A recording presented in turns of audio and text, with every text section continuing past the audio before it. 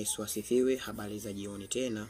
Nimerudi tena kwa ajili ya kwenda tujifunze zaidi kuhusu swala la neno majaribu. Lakini pia mwanzo hapo nimetoa taarifa kwamba majaribu ni jambo ambalo linamkuta mtu pasipo kutarajia. Nikasema nitakuja kutoa dadavuzi vizuri baada ya kuwa tayari nimesoma na nimeelewa kwamba ni nini na kuna aina ngapi za majaribu na ni kwa nini mwanadamu anajaribiwa au ni kwa nini mwanadamu anaingia katika majaribu. Ila hapa nimeweza kusoma, nimeweza kuelewa ya kwamba kuna aina tatu ya majaribu. Aina ya kwanza ya majaribu ni majaribu ya kujitakia mwenyewe. Bwana Yesu asifiwe sana. Na hiyo ndio aina tunayoenda kuitazama kwamba jaribu la kwanza, aina ya kwanza ya majaribu ni jaribu la mwanadamu kujitakia mwenyewe. Tutaenda kusoma kitabu cha Marko sura ya 14 na mstari wa 38. Neno la Mungu linasema, "Kesheni mombe, msije mkaingia majaribuni, roho i radhi ila mwili ni dhaifu." Ukilitafakari sana neno hilo linasema kesheni kwa kuomba.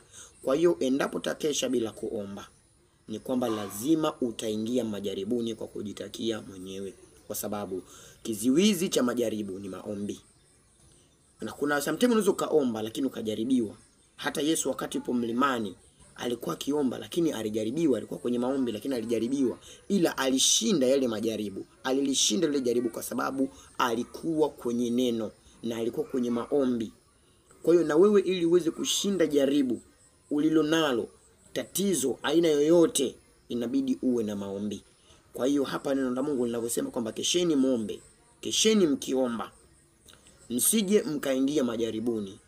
Kwa hiyo tukeshe tukiomba, tusije tukaingia majaribuni. Mpendwa, endapo utaishi maisha ya kuwa na maombi, utaishi maisha ambayo sio kuwa na maombi, hakika amini ya kwamba majaribu kwako itakuwa ni nguzo. Kwako itakuwa ni kila siku, every day utakuwa ukipata majaribu. Kwa hiyo ili uweze kuyakwepa majaribu ya kujilazimia, kujitakia mwenyewe, kesha ukiomba. Na mimi nakusihi leo jioni la leo, ndugu yangu mpendwa, kisome kitabu cha Marko kuanzia mwanzo hadi mwisho, utaweza kujua na kupambanua vitu vingi. Hivyo nikusihi kwamba kesha katika maombi, asubuhi, mchana na jioni kiomba, ili uyaepuke majaribu.